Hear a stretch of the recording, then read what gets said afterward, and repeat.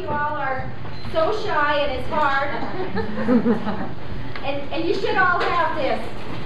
Go ahead and take it home and keep it in your treasure box. These are your local artists. We're really excited tonight that Julie herself has joined us in the creative venture. And right, Julie?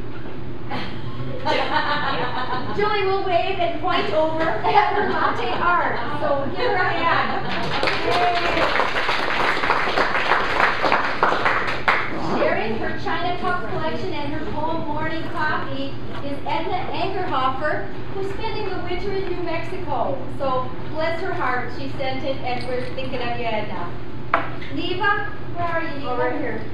Okay. Okay, stand up. Okay. Mine is down here, and I did a watercolor collage. And I called it Time for Coffee, and there's some little stencils of a clock hidden in there. There's 3 different ones, and I did that by grading a watercolor pencil on sandpaper over a stencil of a clock. Oh, beautiful. Neva, you want to tell Stacy I like it? And your family came through. You may have already read about Carol Larson. During the Meander, personally I was about 3 deep in people Saturday afternoon, which we all love, and she poked her nose in and said, I'm from Minneapolis and I have a cabin on the lake. How do you get involved in the arts? I said, well, here's my card. And she's excited to become part of us, and we asked her to jump right in and make a piece of art. Check her website out. She's very accomplished, just retiring from medical practice, but that's her piece right, third from the end. She's not here? She's not here, not able to be with us.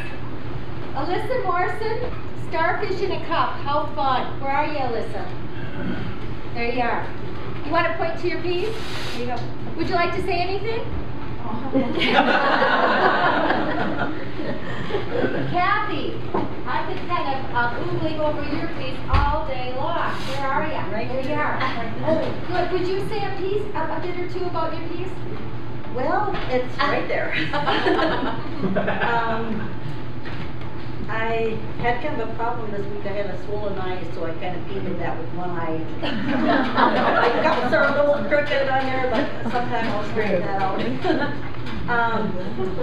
I didn't really know what I was going to do, but I had set up a lot of still lifes in the past. And this happened to be on a bedroom window that I put everything in, and the light was coming through really neat. So I just arranged a bunch of my cups and artificial flowers and everything in there and snapped a picture. And I had a couple of those to pick from, and I settled on this one because I thought the lilacs are kind of antiques, and the pot is antique, a little flower pot that's hobnail, something rather. And the coffee cup was given to me when we were first married by an older man. It was a set that his wife had treasured, and he gave me the little cup and saucer along with the other saucers. And the lace is something that I had inherited from my mother. It was just an odds and ends piece of an old tablecloth. And then the little bluebird is mine because I really like birds. And that's kind of old too. I hate to say it old, but that's what it is.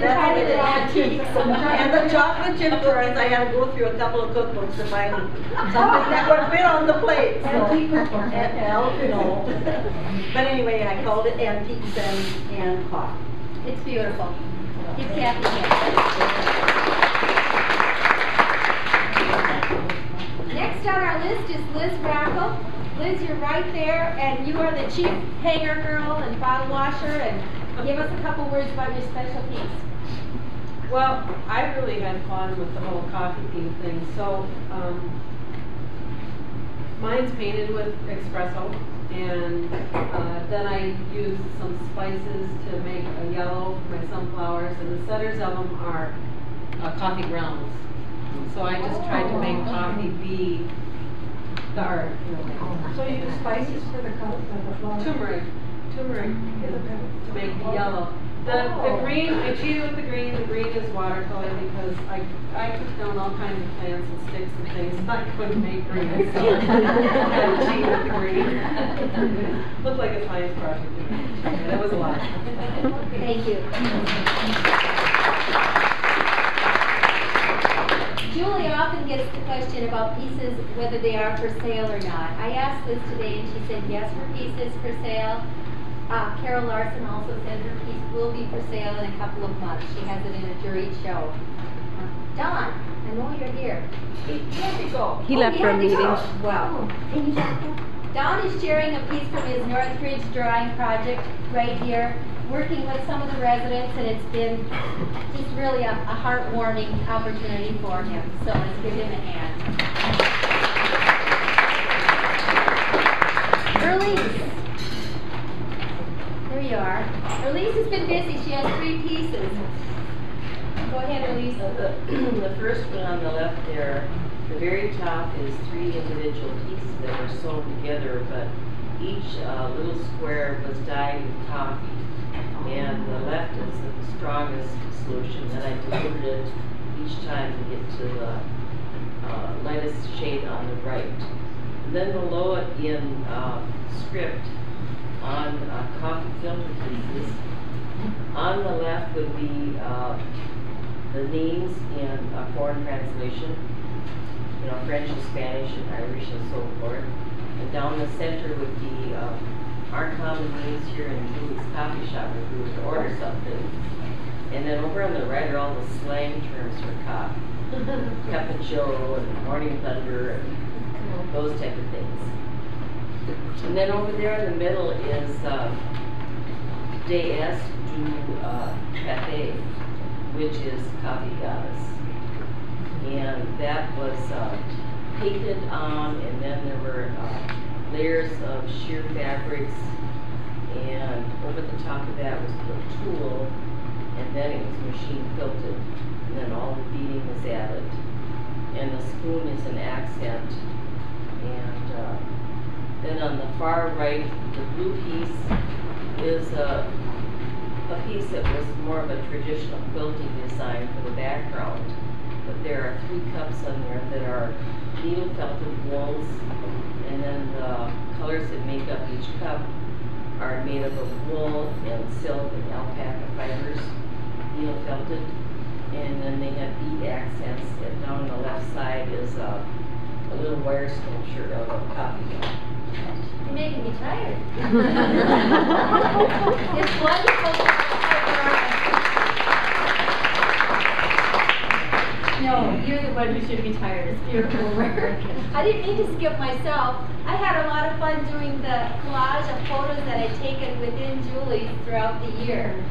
Allison and Denis are Brent and Robin's family from France, and thought it was kind of fun to have international visitors in the coffee house. And just take a close look when you get a chance, and you might spot someone you know. You might even be out there. Mary brought one of her beautiful dolls. Will you say a word, Mary? Okay, well, I started doing these on a mother-daughter day 10 years ago, and they just kept evolving. I'm quite a pack rat, so I've got a lot of different things I grab from. And in this case, the little Demitas cup and saucer was included in a bunch of antiques that I had in the attic. So I brought that down, and hopefully the super glue holds. Other than that, it's just what I generally do. It's called 3D mixed media in art fairs, and some of it's new fabric, some of it's vintage, and then the metal in that I had cut from sheet metal. Then I let it be outside all winter to rust, and then I sand it and blowtorch it to darken it, and then I drill holes in it and all. And there's no short process. I enjoy doing all that stuff. When I was in school for art, I was told, you just don't know when to stop. That's why I love this medium, because I don't have to stop. There's no rules. And I like outside the box, so Please don't stop. Love it.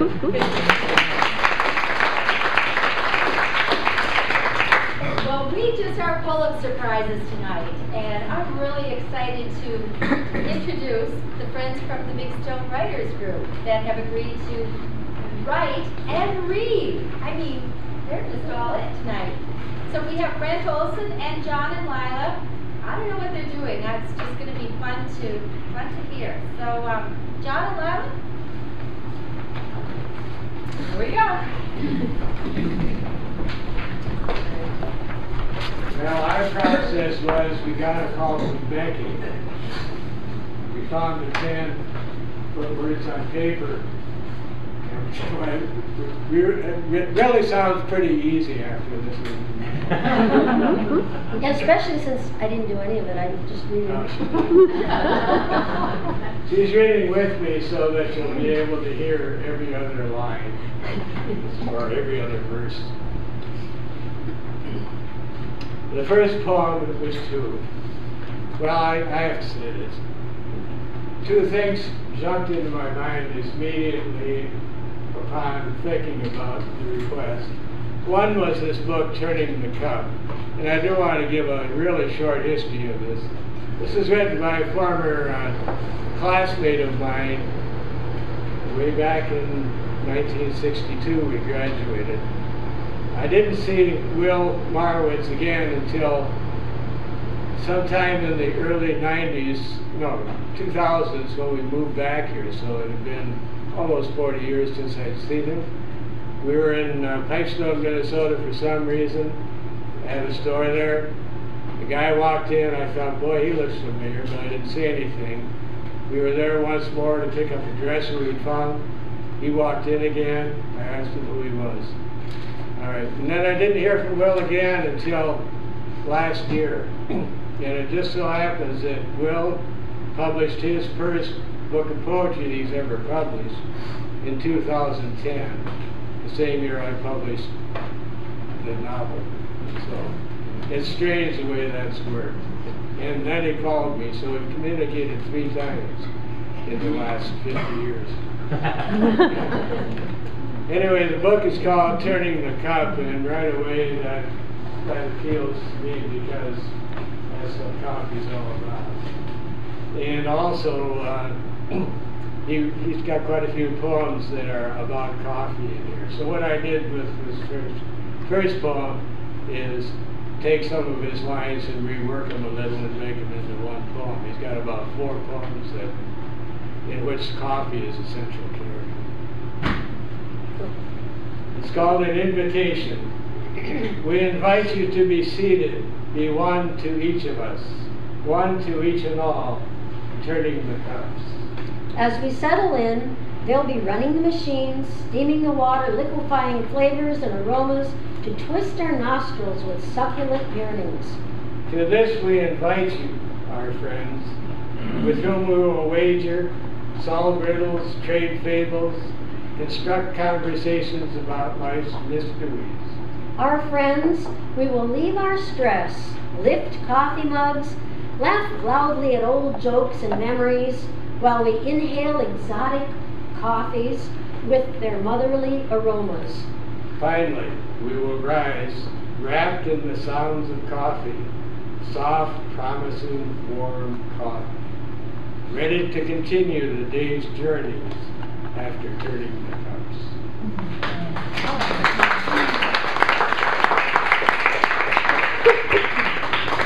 Pretty much, you have to give real credit. And the second one is called An Ode, and I'll read the subtitle after we're done. You may catch on as to what this is about as we read it. J is for the joy we feel on entering. A is for the aromas in this room. V is for the venue that we treasure. A is for the art always in view. J is for the Java we're consuming. U is for unique and classy too. L is for the lunches and the breakfasts. E is for our energy renewed. S means that we have no need for Starbucks. All in the Big Stone. All in the Big Stone area know that's true. They'll find fine coffees, fine foods, and fine artworks. At the Coffee House and Bistro, Whose first name is Java Jules.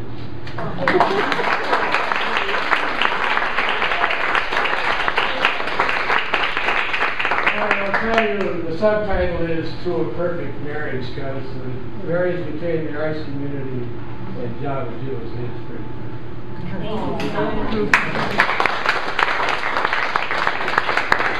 Thank you. That was very, very heartwarming and just fun to hear. Thanks again. Brent, you're on. I brought an extra battery just for you. I knew it would be a while. Brent has 5 minutes now. Was that What do you do in 5 minutes? I have visual aids too.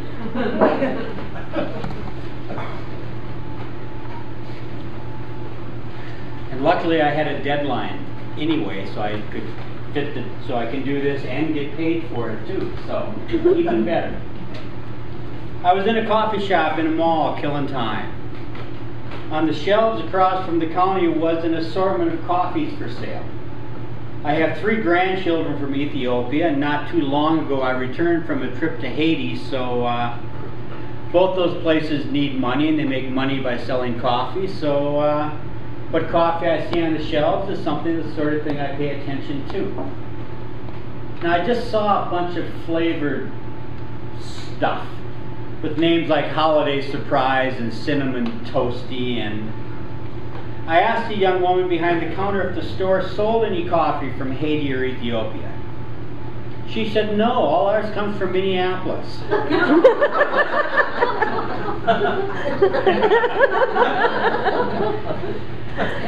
But yours comes from Duluth, right? Yeah, who knew coffee grew in Duluth? The conversation made me a little tired, but I'm choosing to see her lack of coffee knowledge as not my problem. After all, this isn't the first coffee-related trauma in my life. Back about 3 decades ago, my wife and I led our church youth group on work trips to Jamaica. I loved those trips. It was a way to show our young people in our church the value of hard work in distant cultures. It enabled our family to grow together in our faith, and it was a way for me to stock up on Jamaican Blue Mountain coffee. Now, for those of you who don't know, Jamaican Blue Mountain coffee is one of the best coffees in the world. It's only grown in 4 townships in Jamaica, and it has to be grown at an altitude of between 3,000 and 5,500 feet. 80% of it goes directly to Japan. I mean, it's really hard to find in the United States, and it's sometimes hard to find even in Jamaica. I would always try and stock up whenever we went. Now, this particular trip, we were working and staying in Port Royal, which is right across the harbor from Kingston. We became very good friends with one of our hosts, an elderly Jamaican man named Osmond Frost. He was a great storyteller. He had been in the British Navy during World War II, and he had been on the ship that had the fastest circumnavigation of the globe. And we asked him why that had occurred, and he said because the Germans were chasing us. A few years after we came home, my son sent him an invitation to his high school graduation, and we got a lovely note back that said, I'd love to come, but I misplaced my passport in 1947 and I haven't gotten around to getting it replaced yet. Now, at one point during the trip, I mentioned my love of Jamaican Blue Mountain coffee. A few months after we returned home, we received a package in the mail from an address in Florida that I did not recognize. I opened the package, and inside was another package with a note on top of it. And it said, we were recently in Port Royal, Jamaica, and met a delightful man named Osmond Frost. He asked to bring this back with us in order to mail it from the States because the postage would be so much cheaper. I was pretty excited, not to mention touched. Our friend Mr. Frost had remembered us, and there was really only one thing that I could picture him mailing us. I mean, there are other things that come from Jamaica, but neither Mr. Frost and I dabble in those, so all I was expecting. I ripped open the package and there were 2 jars of Jamaican Mountain Peak instant coffee. Yeah, that's what I said. I made a cup and drank it. After all, miracles do occur. And we had been on a church trip after all. And perhaps the Jamaicans have a way of making instant coffee taste like, you know, coffee. But it was not to be. One sip and my heart broke, and the Jamaican Mountain Peak instant coffee went up on the top shelf of the pantry. That was almost 30 years ago, and when I checked, it was still there. It doesn't taste any better. Thank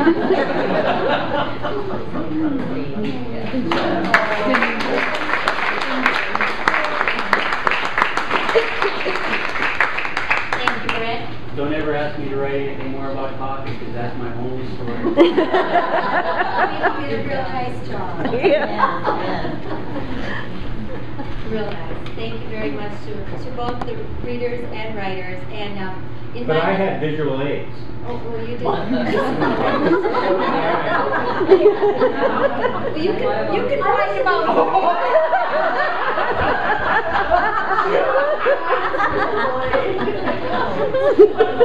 And you're roughly the size of the jar of coffee. Lila, was there anything else you wanted to add? No. Okay. I neglected to mention Rob Rocco's photograph up there. He says that's what Sally does on Sunday morning. So, and I don't see Rob here, so we can talk about it. So, it's a fun one, though. I think I've talked enough and covered just about everything. So, be sure to enjoy Julie's treats. Again, everything she makes well. So, try the Kahlua fudge if you haven't. That's the one thing I snitched. And Christmas or not, New Year's resolutions or not, try that. So, very, very good. And be sure to help yourself to more of the coffees if you haven't had a chance. And again, the feedback is so important in a business like Julie's, so please let her know. I think I'll go and draw for the door prize right now.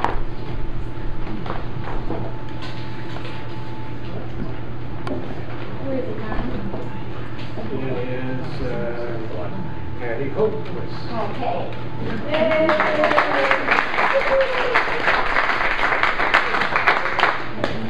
Enjoy the rest of your evening. Thanks for coming out.